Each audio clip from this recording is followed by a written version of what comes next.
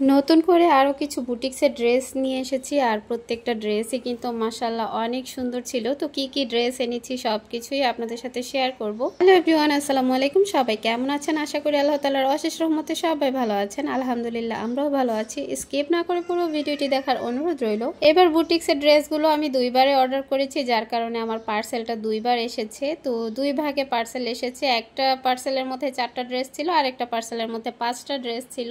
তো আগে 4টা ড্রেসের পার্সেল এসেছে, তো এটাই আগে দেখিয়ে নিই। তো এখানকার প্রত্যেকটা ড্রেসই কিন্তু, প্রত্যেকটা না মানে 3টা ড্রেস ডিজিটালের মধ্যে অনেক সুন্দর সিকোয়েন্সের কাজ করা, আর উপরের একটা ড্রেস শুধু এমব্রয়ডারি কাজ করা, যেটা মাস্টার্ড কালার, ওইটা সম্পূর্ণ ওড়না এবং জামায় এমব্রয়ডারি কাজ করা ছিল গর্জিয়াস করে। আর এই ড্রেসগুলো হচ্ছে এসি কটনের মধ্যে। এই যে কামিজ, এই ড্রেসটার কামিজটা ওড়নাটা হচ্ছে এসি কটন আর সালোয়ারটা হচ্ছে সুতির মধ্যে। তো ডিজিটাল প্রিন্টের মধ্যে এই ড্রেসগুলো কিন্তু অনেক সুন্দর, বিশেষ করে প্রিন্টগুলো একদম ক্লিয়ার ঝকঝকা ছিল, অনেক সুন্দর লাগছিল। আর এই যে পুরো ড্রেসটার মধ্যে কিন্তু সিকোয়েন্সের কাজ করা গর্জিয়াস করে। আর এরপরে এটার ওড়নাটার মধ্যেও কিন্তু অনেক সুন্দর করে সিকোয়েন্সের কাজ করে দেয়া আছে।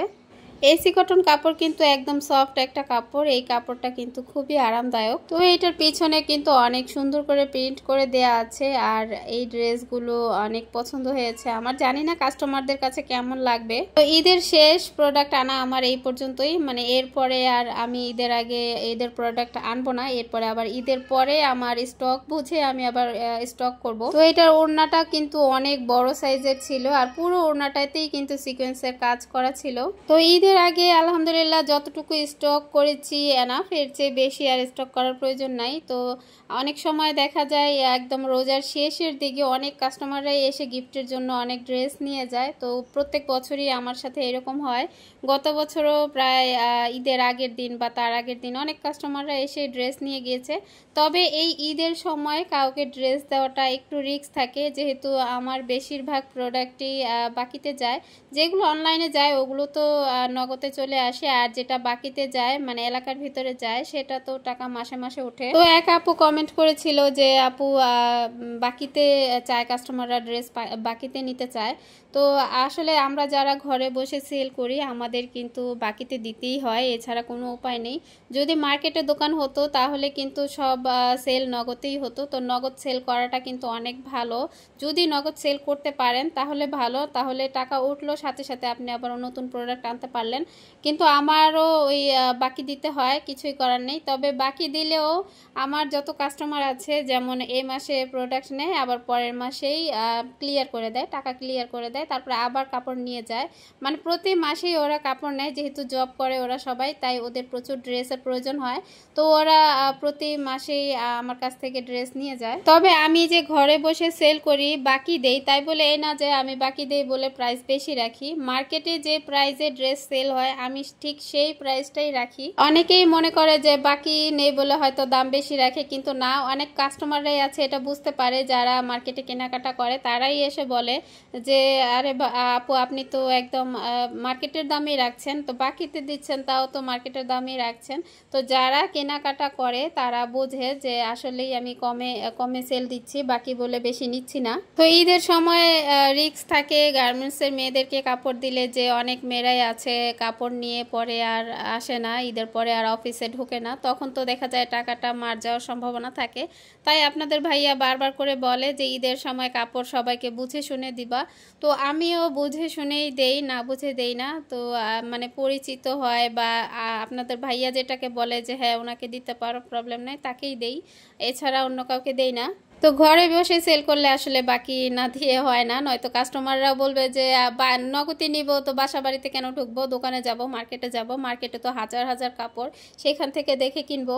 তবে আমার অনেক কাস্টমাররাই আছে নগদ টাকা দিয়েও ড্রেস নিয়ে যায় আমার কাছ থেকে।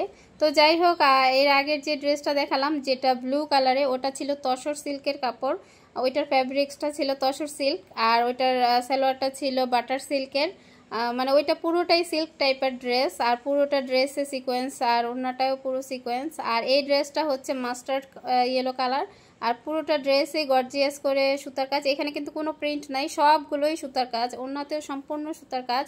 তো এইখান থেকে আমার আজকের ভিডিও থেকে যদি কোনো ড্রেস আপনাদের পছন্দ হয়ে যায় তাহলে কিন্তু আমার ফেসবুক পেজে ইনবক্স করতে পারেন। আমার ফেসবুক পেজের লিঙ্কটা কিন্তু প্রত্যেক ভিডিও ডেসক্রিপশন বক্সে দেওয়াই থাকে। তো এই যে রানী গোলাপি যে ড্রেসটা, ওইটা কারচুপির কাজের ড্রেস, ওই ড্রেসটা আমি আগেও একটা এনেছিলাম, ওইটা আমার সেল হয়ে গেছে, মানে আমার বোনই নিয়ে গিয়েছে।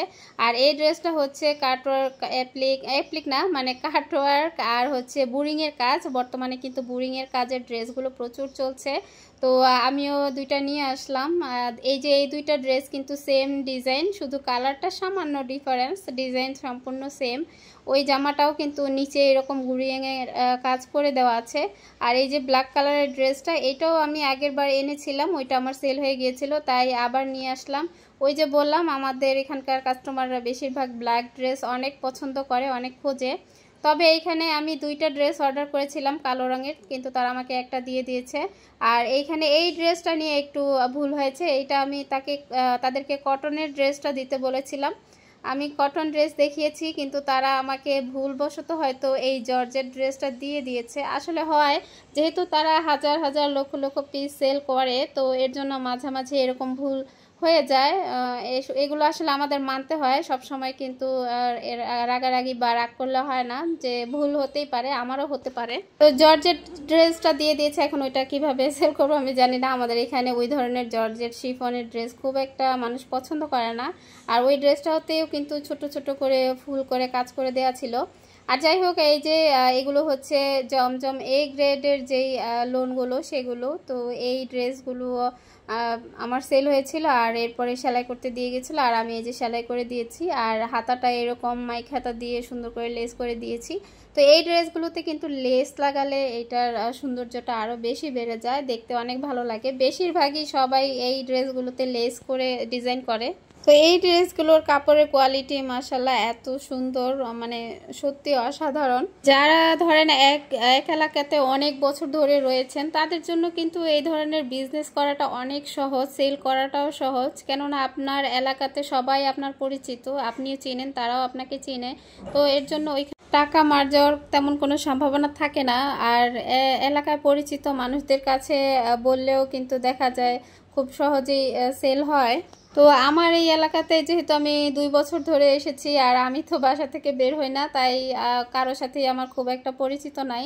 তো এই যে বাসাটায় থাকি, সেই বাসার প্রতিটা ফ্ল্যাটের ভাবিদের সাথেই শুধুমাত্র আমার পরিচয়, তো তারা 2-1টা করে নেয়। আর এছাড়া বাকি সেলগুলো হয় আপনাদের ভাইয়ার অফিসে, যেহেতু তার অফিসটা আমার বাসার একদম কাছে, তো তার অফিসের সবাইকে জানানো হয়েছিল, মানে আপনাদের ভাইয়াই জানিয়ে দিয়েছিল আমি যেহেতু সেল করি। তো এর জন্য সেই সাপেক্ষে তারা মানে আসে, 1-2জন করে বাসায় এসে কাপড় নিয়ে যায়। তো এর জন্যই আমার এতটুকু সেল। আর এছাড়া বাকি আমার আত্মীয়রা, মানে বিশেষ করে আমার বোন আর আমার জায়েরা, মানে ওরা আমার কাছ থেকে প্রচুর প্রচুর ড্রেস নিয়ে যায়। আত্মীয় স্বজন তো বহু আছে, কিন্তু সব আত্মীয় স্বজনরা কি আত্মীয়র কাছ থেকে ড্রেস নেয় বলেন তো? অনেকেই মনে করে যে টাকা দিয়ে ড্রেস কিনবো, ওর কাছ থেকে কেন কিনবো, মার্কেট থেকে কিনবো, 1000টা দেখে 10টা দেখে একটা কিনবো। কিন্তু এই জিনিসটা আসলে অনেকেই বোঝে না যে এই মানুষটা আমার আপনজন। তো আমি যদি টাকা দিয়েই যেহেতু কিনবো, তাহলে বাইরে থেকে কেন কিনবো? টাকা যদি খায় তাহলে আমার আপনজনই খাবে, কিন্তু এই বিষয়টা কেউ মাথায় রাখে না। তো বুঝেন, মানুষ শুধু মানে স্বার্থ ছাড়া কথা বলে না। যেমন কিছুদিন আগে একটা ডায়লগ শুনলাম যে পার্লারের কাজ শিখেছে একজন আপু, পার্লারের কাজ শিখেছে। তো তার একজন প্রতিবেশী তাকে বলে, তুই পার্লারের কাজ শিখেছিস, আমাকে একটু সাজিয়ে দিবি? তো সে বলল ঠিক আছে আসেন। তারপর সে বলল কত রাখবি? তো বললো যে 1000 টাকা। তো আপনি কম দিয়েন, 500 টাকা দিয়েন। তো সে বলল হ্যাঁ আমি তোর প্রতিবেশী, তুই আমার কাছ থেকে 500 টাকা নিবি?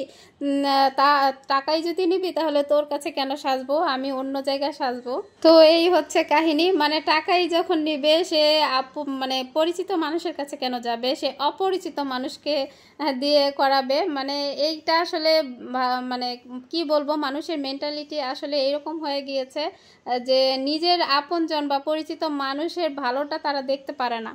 আমার ছোট বোন স্কিন কেয়ার প্রোডাক্ট সেল করে, তো আমি আমার সব ধরনের যত স্কিন কেয়ার প্রোডাক্ট আমি কিনি সব কিছু ওর কাছ থেকেই কিনি, বাইরে থেকে আমি কিনি না। তো আমার যদি কোনো আত্মীয় যদি কোনো জিনিস সেল করে, তাহলে আমি সবার আগে তার কাছ থেকেই কিনবো। এইটা হচ্ছে আমার মেন্টালিটি। হ্যাঁ, মনের ভিতরে হিংসা রাখলে জীবনে কখনো ভালো থাকতে পারা যায় না। তো যাই হোক, অনেক বেশি কথা বলে ফেললাম। কথায় কাজে কোনো ভুল ত্রুটি থাকলে সবাই ক্ষমা সুন্দর দৃষ্টিতে দেখবেন। তো গত ভিডিওতে যে আমি চাদরগুলো দেখিয়েছিলাম, তো ডেলিভারি দিয়েছে আলহামদুলিল্লাহ। আমার পার্সেলটা ডেলিভারি হয়ে গিয়েছে।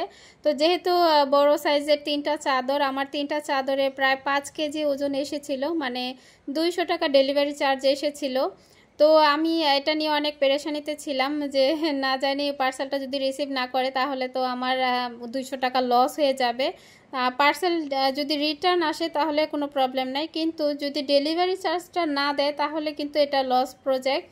তো মানে আমার একটা ছিল যে হয়তো বা অবশ্যই নিবে, কেন নিবে না, নিবে বলেই তো অর্ডার করেছে। আর যেহেতু নারায়ণগঞ্জের ভিতরেই আমি দিয়েছি, ওইটা একদিনের মধ্যে পৌঁছে গিয়েছে। যেমন আজকের পার্সেল ডেলিভারি করছি, কালকেই সেই পার্সেলটা পেয়ে গিয়েছে এরকম। তো যাই হোক, আর আমার এই হাতের কাজের ড্রেসটা অনেক দিন আগে আয়রন করে এনে রেখেছিলাম, কিন্তু এটা গুছিয়ে রাখা হয়নি। আজকে একটু গুছিয়ে রাখছি আর একটু ভিডিও করে নিচ্ছি, খুলে খুলে আমার পেজে আপলোড করে দিব তাই।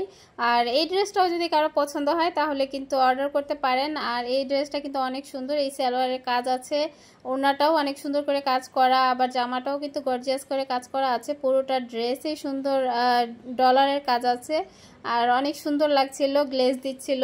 কালো এবং বাসন্তীর উপরে কিন্তু কালার কম্বিনেশনটা অনেক সুন্দর ফুটেছে, মানে এত সুন্দর ফুটবে আমি ভাবতেও পারিনি। ওড়নাটা একদম চারিপাশে পাইপেন করে দেওয়ার কারণে কিন্তু ওড়নাটা আরো গর্জিয়াস লাগছিল। অনলাইনে সেল করার আরো একটা মাধ্যম আমি আপনাদেরকে বলে দিচ্ছি। যারা ধরেন পেজ খুলেছেন, পেজ তো ছোট, তো পেজ ছোট যেহেতু সেইখান থেকে তো এত সহজে সেল হবে না। তো আমি বলবো আপনার যে ফেসবুক আইডিটা আছে সেটার মধ্যে যদি আপনার মানে অনেক মেম্বার থাকে, আপনার ফ্রেন্ড থাকে, তাহলে কিন্তু আপনি আপনার ফেসবুক আইডি থেকেও সেল করতে পারেন। অনেকেই আমি দেখেছি যে ফেসবুক আইডি থেকেও তারা ড্রেসের পোস্ট করছে, তারপরে স্টোরি দিচ্ছে এবং সেইখান থেকেও কিন্তু তাদের সেল হচ্ছে। শুধু তাদের না, আমারও সেল হচ্ছে। আমার কিন্তু বেশিরভাগ সেলগুলো আমার এই আইডি থেকেই হয়, আমার ফেসবুক আইডি থেকেই হয়, যেহেতু আমি প্রতিদিন স্টোরি দিয়ে থাকি। তো সেইখান থেকেই অনেক আপুরা আমার কাছে অর্ডার করে থাকেন। যেহেতু নারায়ণগঞ্জের আর আমার ফ্রেন্ড সব হচ্ছে নারায়ণগঞ্জের ভিতরে, এর জন্য আমার প্রত্যেকটা প্রোডাক্ট নারায়ণগঞ্জের মধ্যেই যায়। আর ফেসবুক পেজে মাঝে মাঝে 2-1টা অর্ডার আসে, ওটা খুবই কম আসে, একদমই কম। আর বেশিরভাগ আসে আমার আইডি থেকেই। তো যাই হোক, আর ড্রেসটা কেমন লাগছে, কেমন হয়েছে একটু অবশ্যই কমেন্ট করে জানাবেন। ভিডিওটি ভালো লেগে থাকলে লাইক, কমেন্ট, শেয়ার করে পাশে থাকার অনুরোধ রইল। যারা নতুন আছেন অবশ্যই সাবস্ক্রাইব করে পাশে থাকবেন। যারা এতক্ষণে কাজগুলো করে ফেলেছেন তাদেরকে অসংখ্য অসংখ্য ধন্যবাদ। তো এই ড্রেসে আমি পিছনে কোনো ছিটা ফুল দিইনি, সব মানে একটু বড় করে পিঠের উপরে বড় করে ঝাড় দিয়েছি। আমার মনে হলো পিঠের উপরে বড় একটা ঝাড় দিলে দেখতে বেশি সুন্দর লাগে। তো আমার স্টকে এক একটা ড্রেস এক এক রকমভাবে করেছি, কোনোটা ছিটা ফুল দিয়েছি, কোনোটা পিঠের উপরে দিয়েছি, আর এই যে সালোয়ারের নিচেও কাজ দিয়েছি। আর এইভাবে কাজ দিলে কিন্তু সুন্দর হয়। কেউ চাইলে পায়ের ডিজাইনটা আর একটু বড় করে দিতে পারেন, তো আমি অতটুকুই দিয়েছি। কেউ চাইলে প্লাজো করতে পারবে, আবার প্যান্টও করতে পারবে, এর জন্য আমি এভাবে দিয়েছি যাতে কোনো কাটায় না পড়ে। আর এখানে ওড়নাটা তো একদম ফ্রি সাইজ বলতে 5 হাত লম্বা আর 2.5 হাত বহর, অনেক বড় সাইজের একটা ওড়না। আর এই প্রাইডের ওড়না ড্রেস হয়তো আমার আর করা হবে না। এমনি তো আমি আর হাতের কাজের ড্রেস করব না, যেগুলো আছে সেগুলো সেল করতে পারলেই বাঁচি। আর কেউ প্রিন্ট করা ড্রেস নিতে চাইলে অর্ডার করতে পারেন। মানে এখন তো আর নিয়ে কাজ শেষ করতে পারবেন না, চাইলে কোরবানি ঈদের জন্য বা ঈদের পরের জন্য ওই রকম ভাবে করে নিতে পারেন। ড্রেসটা আমি সুন্দর করে গুছিয়ে রেখে দিচ্ছি, আর প্যাকেট করে না রাখলে ড্রেসগুলোতে একদম ময়লা পড়ে যায়। আর আরেকটা কথা হলো, এই যে কালো রঙের ড্রেসগুলো, এগুলো মার দেওয়ার পরে কিন্তু একটু সাদা সাদা হয়ে থাকে, যেহেতু কালো রং আর হচ্ছে নেভি ব্লু, এই দুইটা কালারে মার দিলে একটু মানে ভেসে ভেসে থাকে, মার হয়ে থাকে, কিন্তু এগুলো ওয়াশ করার পর কিন্তু আবার সব ঠিক হয়ে যায়। তো যাই হোক, আর এই 2 দিনে আমি এই 3টা ড্রেস কমপ্লিট করেছি। এই যে নেটের যে ড্রেসটা, পার্টি ড্রেস, আর তিনটা ড্রেসই আমি সেম ডিজাইনই করেছি, একটু সিম্পলভাবেই করেছি, অতটা গর্জিয়াস করি নাই যেহেতু আমার হাতে সময় খুবই কম। বেশি গর্জিয়াস করতে গেলে প্রচুর সময়ের দরকার। তো এখনো এইরকম পার্টি ড্রেস আরও 2টা আমার সেলাই করতে হবে, এছাড়া আরও জর্জেটের 4 পিস ওইটাও সেলাই করতে হবে। মানে এখনো আরও অনেক কাজ আছে, জানি না কতটুকু কি করতে পারবো।